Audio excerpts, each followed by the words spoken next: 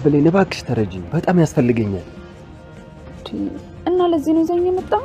በጣም ያስፈልገኛል። እሺ አመጣልሃለሁ።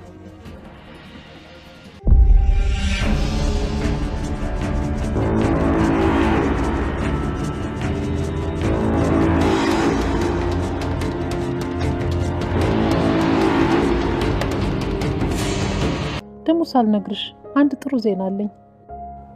ምን? በጣም ጥሩ ዜና አለኝ። ስትሰሚው ደስ ይልሻል። ምንድነው? ንገሪኝ። አጎትሽ ሊፈታ ነው። ምን ሆነሽ ነው? ደነገጥሽ? ምን? በኃይሉ ሊፈታ ነው? አዎ። ምን ነው ደነገጥሽ? ኧረ አልደነገጥኩም። በኃይሉ ሊፈታ ነው? ቆይ እንዴት ግን? አዎ አንድ ሰው አግኝቷል፣ የድሮ ጓደኛውን። እሱ ነው የሚያስፈታው። በቅርቡ ይፈታል።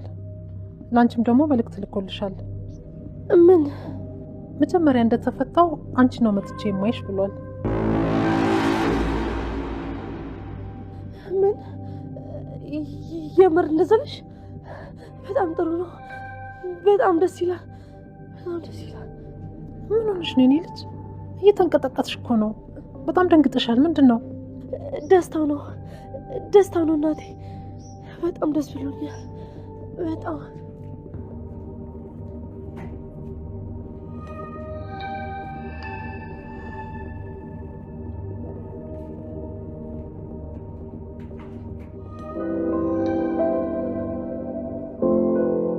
ትሰርቃለች።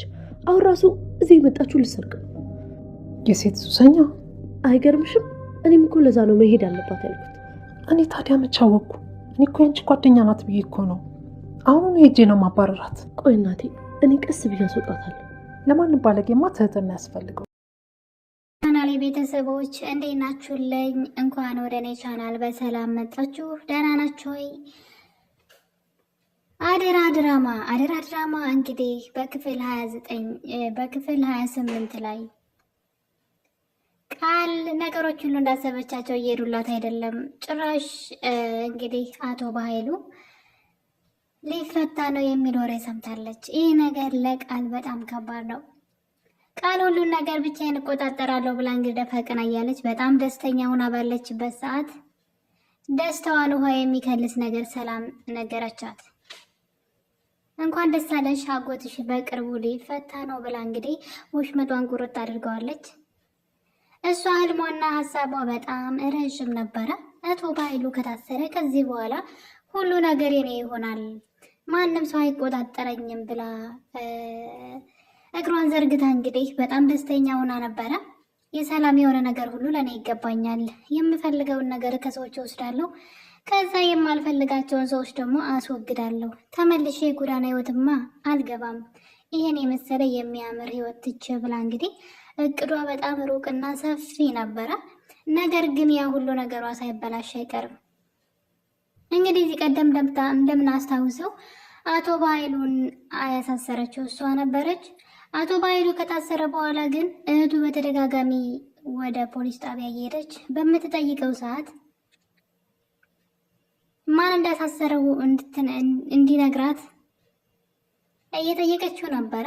እንግዲህ አቶ በኃይሉ ሰራችልኝ እቺ የተረገመች ሲል ማናት እሷ ብላ ስጠይቀው አታውቂያትም ብሏል። አቶ በኃይሉ አታውቂያትም፣ ምክንያቱም እዛ ከተፈታ በኋላ ቃልን ሊበቀላት ፈልጓል።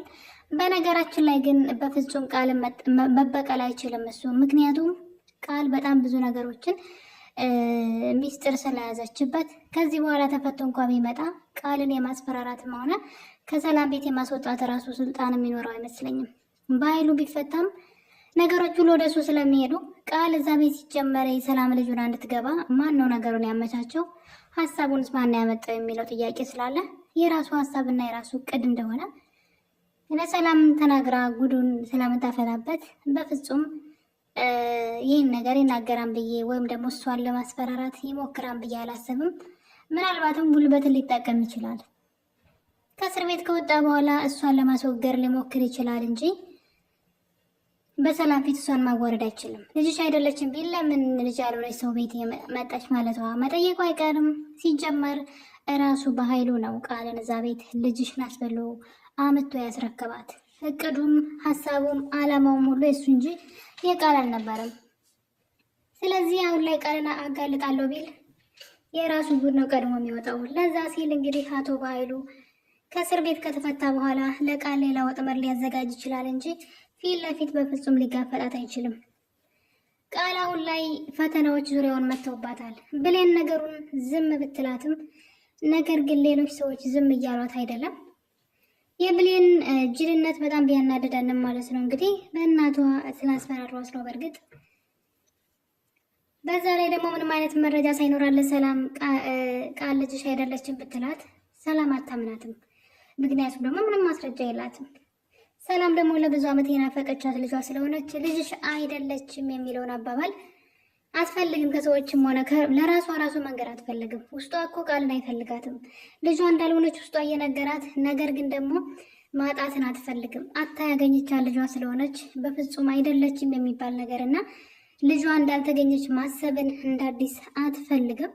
ስለዚህ በቃል ውስጥ መደበቅ ነው የምትፈልገው ሰላም ማለት ነው። ለዛ ነው እንጂ ውስጧማ ድሮም ቃልን አልተቀበላትም እንዳለች እና እንግዲህ የቃል እቅድ በጣም ብዙ ነበረ።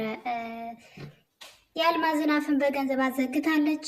ጓደኛዋንም ከዛ ቤት አባራ፣ ብሌንንም በእናቷ በማስፈራራት እንዲሁም ሳሚንም ደግሞ አንተንም የበኃይሉን ዕጣ ፈንታ ሰጥሃለሁ በማለት በኃይሉንም ደግሞ በራሱ ፍላሽ በሰራው ወንጀል እስር ቤት በማስገባት ሁሉንም እያጸዳች ትገኝ ነበረ። ነገር ግን ልክ አስተካክላ እንደጨረሰች ሁሉም ነገር እንደገና ተገለባብጧል። ያው ውሸት ሁልጊዜም ባለበት አይቆምም፣ ጊዜ ጠብቆ መፍረሱ አይቀርም እና ቃል አሁን ላይ ግራ ተጋብታለች። ምን እንደምታደርግም በተለይ የበኃይሉ መፈታት ለእሷ በጣም ከባድ ነገር ነው። ለእሷ ያቀደችው አይደለም ቀርቶ በህይወት ለመኖር ራሱ አስጊ ነው ማለት ነው የበኃይሉ መፈታት። በዛ ላይ ደግሞ አላርፍ ብላ እንግዲህ ሚስጥሯል ከራሷ አሳልፋ ስታዝረከረክ በጣም ብዙ ሰው ጋር ደርሷል ሚስጥሯ ማለት ነው። አብሮ አደጓ የጎዳናዋ ልጅ ጓደኛዋ እንግዲህ እዚህ ቀደም መታ በሰማችው ሚስጥር ቀን ጠብቃ ልትበቀላት መታለች።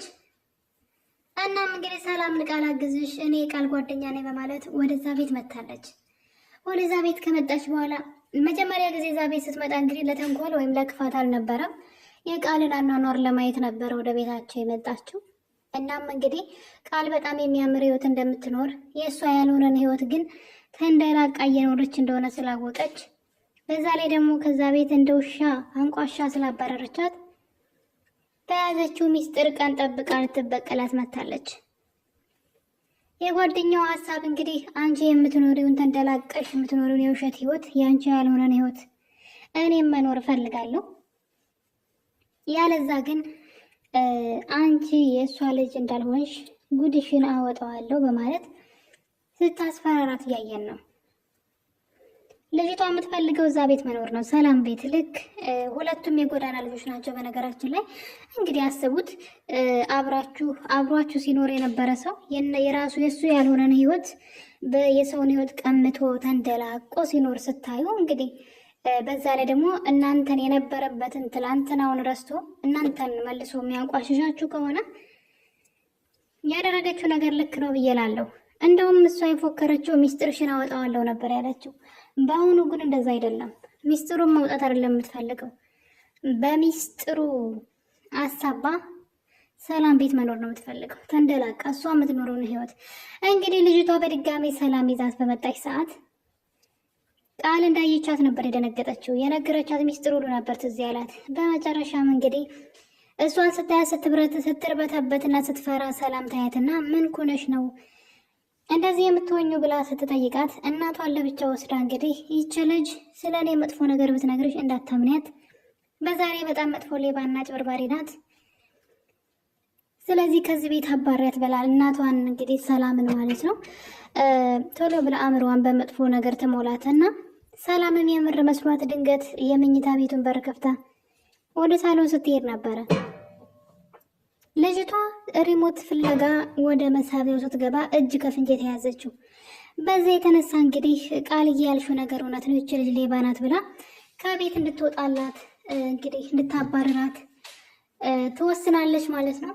በዚህ ቅጽበት ነበር እንግዲህ ጓደኛዋ ስለ እኔ መጥፎ ነግረሻት ነው ወይ ሰላም እንደዚህ ባንዴ የተቀየረችብኝ ስትላት፣ አዎ ሌባና አጭበርባሪ እንደሆንሽ ነግሬያታለሁ፣ ስለ እኔ ምንም ብትያት አታምንሽም ብላ እንግዲህ ቃል እንደለመደችው አፏን መክፈት ትጀምራለች። ልጅቷ የዛን ጊዜ ብልጥ ትሆንና እዚህ ቀደም ምንም መረጃ አልያዝኩብሽም፣ አሁን ግን መረጃ ይዘብሻለሁ ትልና ስልኳን እንግዲህ በመክፈት ሪከርድ ታደርጋታለች። በመጨረሻም እንግዲህ ቃል ሂደሽ ስለ እኔ ልጇ እንዳልሆንኩ ብትነግሪያት አታምንሽም፣ ስለ አንቺ መጥፎ ነገር ስለነገርኳት ምንም አይነት ማስረጃ የለሽም፣ ሂጅና አሁኑ ንገሪያት ብላ እንግዲህ ቃል ለመፎከር ትሞክራለች። ጓደኛዋም እንግዲህ በጣም ጥሩ እኔ ነግሬያት ላትሰማኝ ትችላለች፣ አሁን ግን የተናገርሻትን ነገር እንደምታምንና እንደማታምን እኔ ብላ እንግዲህ በሪከርዱ ነው ያስፈራራቻት። እቃዬን ጠቅልዬ እዚህ ቤት እመጣለሁ ዛሬውኑ፣ ያጠፋሽውን ስሜን ቶሎ ሄደሽ አስተካክይ፣ ለሰላም ጥሩ ሰው እንደሆንኩኝና በዛ ላይ ደግሞ እዚህ ቤት ከአንቺ ጋር ማይሆር እንደምፈልግ ንገሪያት ብላ እንግዲህ ስታስጨንቃት እያየን ነው። ቃል ደግሞ እንግዲህ አስቡ፣ በሰከንድ ልዩነት አሁን በጣም መጥፎ ልጅ ናት፣ ከዚህ ቤት አባሪያት፣ ምንም ነገር ብትልሽ እንዳታምንያት ስለኔ ብላ ስትናት የነበረችውን ልጅ በዛው ቅጽበት ተመልሳ ልጅቷ እኮ ተቀይራለች፣ ጥሩ ልጅ ናት ብላ ስታወራ አሰቡት። ሰላም በነገራችን ላይ ምን ዝብ እንዳደረጋት አላውቅም እንጂ በጣም ቀላል ነው ይሄን ለመረዳት።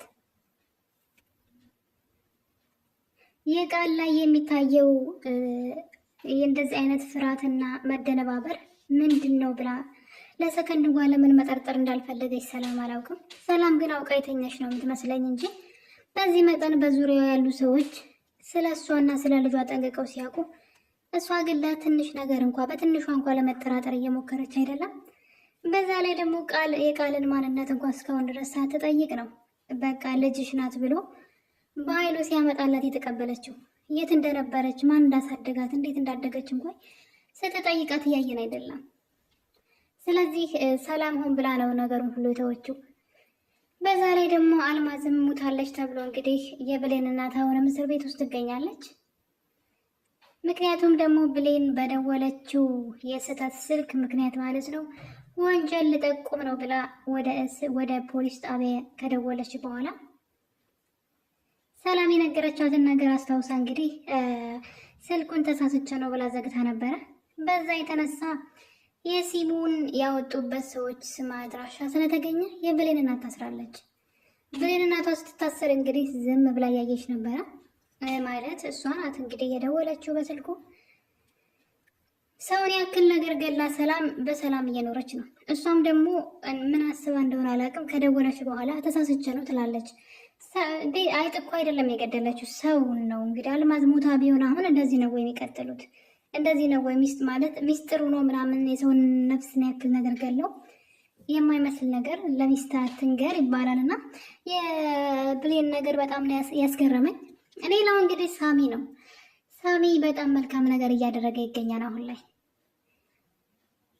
ሳሚ ከመጀመሪያው መጥፎ ሰው ሆኖ ሳይሆን በኃይሉ ሲጨቁነውና ሲያሰቃየው ስለኖረ ለዛ ነበረ መጥፎ ሰውና በቀልተኛ የሆነው።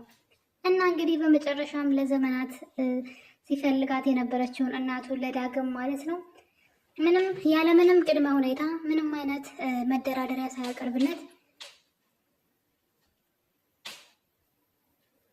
የእናቱን ማንነት ነግሮታል። እናት ገነት ናት ብሎ እንግዲህ በግልጽ ነግሮታል። ይህን ነገር ግን በፍጹም ለማንም እንዳትናገር፣ በኃይሉ ካወቀ ይገላችኋል፣ አንተንም እናትህንም ይገላችኋል።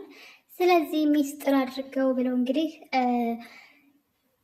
የዳግምን የእግር እሳት የሆነበትን እናቱን በመፈለግ በጣም ብዙ ወንጀሎቹንም ሲያሰራው ነበረ። እዚህ ቀደም ማለት ነው በኃይሉ አድርግ የሚለውን ነገር እሱ እንዲያደርግ ሲያደርግ ሁሉ ነበረ። አሁን ላይ ግን ብሌን እንግዲህ ይቅርታ ስላደረገችለት ነው። በዛ ላይ ደግሞ ብሌንም በጣም ይወዳታል። ስለዚህ ለዳግም እውነቱን ነግሮታል። ዳግም እናቱ ገነት መሆኗን በመጥፎ ሁኔታ ላይ ሆኖም ቢሆን ማለት እስር ቤት ውስጥ ነው ያለችው። እናቴ ብሎ ማቀፍ በማይችልበት ሁኔታ እንኳ ቢሆንም እንኳን ዳግም እናቱን አግኝቷል። አሁን እንግዲህ ከዚህ በኋላ የሚሆነው ሳሚ ኃላፊነቱን ተወጥቷል። የዳግም ስራ ነው መሆን ያለበት። ዳግም እንደ ወንድ ቆፍጠን ማለት አለበት፣ በኃይሉን መጋፈጥ አለበት ብዬ አስባለሁ። ለዘመናት እናቱን ቀምቶት የኖረ ሰው ነው እና ከእናቱ ለይቶ ሲያሰቃየው የኖረ ሰው እስከሆነ ድረስ ከዚህ በኋላ እናቱንም ራሱንም መጠበቅ አለበት ብዬ አስባለሁ። እንዲሁም ብሌንንም ጭምር ማለት ነው። ስለዚህ ከማለቃቀስ ወጥቶ ቆፍጠን ብሎ የብሌን እናት ማን እንደሆነች መፈለግና ነገሮችን ማስተዋል አለበት ብዬ አስባለሁ። ምክንያቱም ደግሞ በኃይሉን መበቀል ስላለበት እንደ እስከ ዛሬው እያለቀሰ ዝም የሚል ከሆነ ግን አሁንም በኃይሉ ከእስር ቤት ሊፈታ ስለሆነ በተለይ ይህን ነገር ካወቀ ለሱም ሆነ ለሳሚ ጥሩ አይሆንም ብዬ አስባለሁ።